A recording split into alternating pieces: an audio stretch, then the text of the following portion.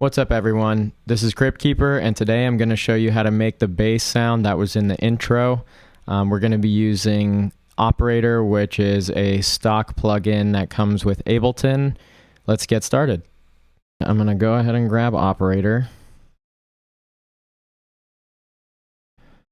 So now what I like to do is group Operator and map some of the parameters to the same knobs. It just makes my life a lot easier. So I'm going to hit this map button. We're going to map the attack from each one of these three wavetables to the same knob. And then we're going to do the same thing for the decay. So we're just going to go back down and do the same thing for each of the decays. All right, now that we have all of those mapped, I'm going to rename them by hitting Command R after selecting the knob and hitting Enter once I'm done. If you really want to, you could give these colors. It's up to you. But what I also want to make sure you do is grab the sustain and pull the sustain all the way down. We don't want the sound sustaining. So another thing we want to make sure is that we turn this filter off because it's going to cut off all of the high end. So now we're going to change the waveforms to what we need to make the sound. We're going to start off with a square waveform on the first oscillator, and then on the second and third oscillators we're just going to do saw waves. So now that we have both of those, we're going to change the coarse pitch on each of these to saw waves. So the first one we're going to change it to 4, and the second one we're going to change to 8. So now if we just click on the envelope, we can kind of see it's a quick little sound. We can start to adjust the attack. Let's go somewhere around 8 seconds and then adjust the decay to like, okay, that's good. I'm going to turn this pitch knob on. I'm not going to use the pitch, but here's what it would sound like. You can hear that initial pitching going on. Sometimes that can sound really cool. I would say, you know, just mess with that. This little knob turns just that pitch knob on and off. But if I grab the transposition knob, I'm going to start pulling this down. Let's go to -36. Okay, so it sounds like poop right now, but what we're going to do is start adding volume into these other wave tables, other oscillators, and you'll start to hear the sound change. Kind of square 4-y already. Let's start doing the same thing with the third oscillator.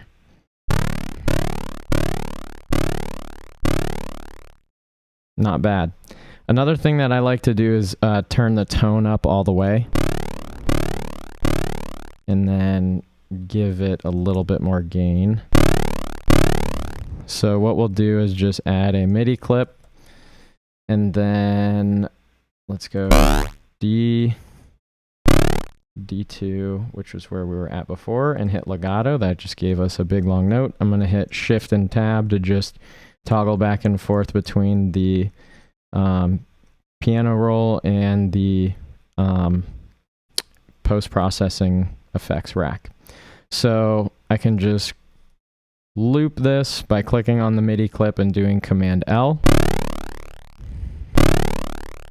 And now if I want to, I can just kind of keep messing around with the attack and the decay until I think it sounds good. I'm also going to add some stereo sound to this by adding percentage to this spread knob. So as I turn this up, you'll hear what it sounds like.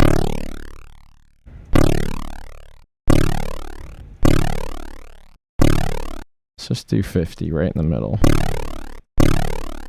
That sounds pretty good. I'm gonna bring the attack up just a little bit more. Awesome. Okay, now that we've got this sound kind of where we want it, we can start to do some post-processing. So what I'm going to do is take a look at span and see. All right, so this is already a very wide sound. So I'm going to just boost the mono gain by 6. That's not 6. That looks a little better. I'm also going to take this EQ right here, put it on mid side, cut the lows on both, and then on this side signal. Still looks like around 500 we have some issues, so we're just going to grab this note on the EQ, pull it down a little bit. Probably going to pull this up to like 250, and then on the mid signal, I'm going to bring this up to 150. That way we make some room for our sub. So now that sounds a lot better. What I'm going to do also is add a little bit of compression.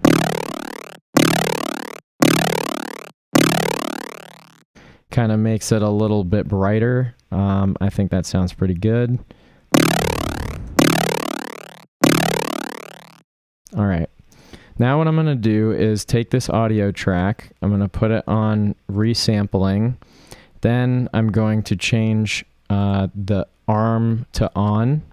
This is just the arm track button, makes it ready to record stuff. So now that it's in resampling mode, it'll take the audio from this track and print it into a wave file right here. So I'm just going to click record.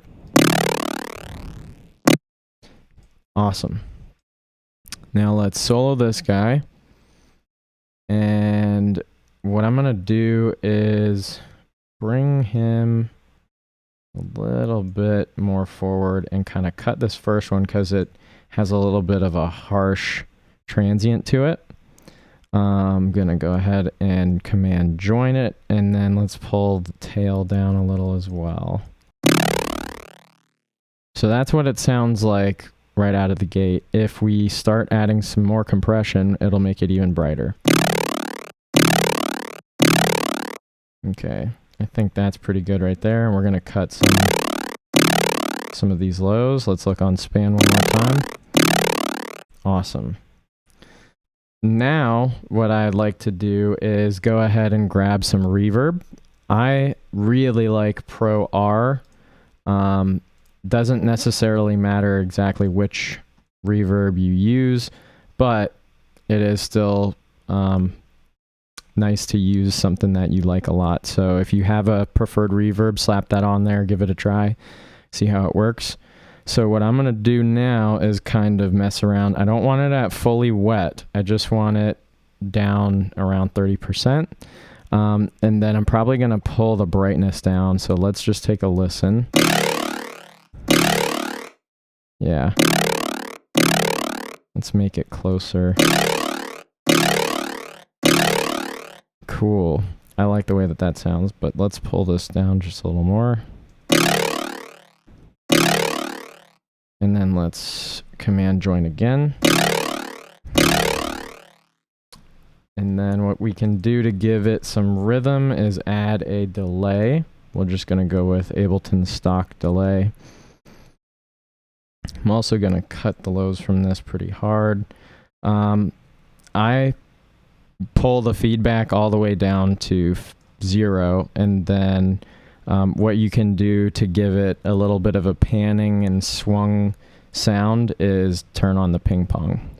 I also like to pull this up a little bit just so that the lows and low mids are kind of cut out, because if you do have a separate sub, then those could clash with it. So let's just take a listen to how that sounds. And then what you could do is just duplicate that into your quarter note pattern and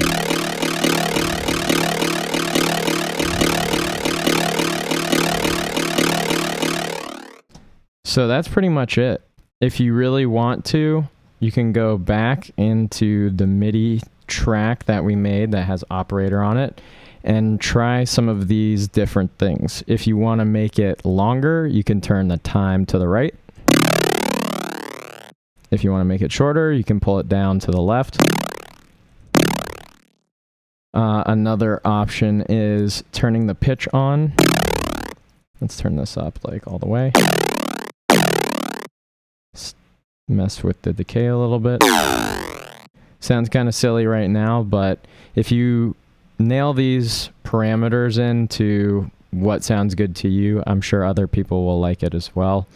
Another thing that I like to do is mess with the volume of the different oscillators. Leave the first oscillator at 0, but try either taking out some of the second oscillator or the third oscillator, or maybe adding a little bit more. You can get some really interesting sounds by doing this. Another thing would be try transposing it into different octaves. So we're 3 octaves down right now. What I would recommend maybe trying -24. Sounds kind of interesting. And you could do the exact same thing that we did down here, just resample it, you know, slope some of the tail off so that it doesn't linger too long, and you're in business. All right, guys, I really appreciate you stopping by and watching this quick video. I had a lot of fun making it.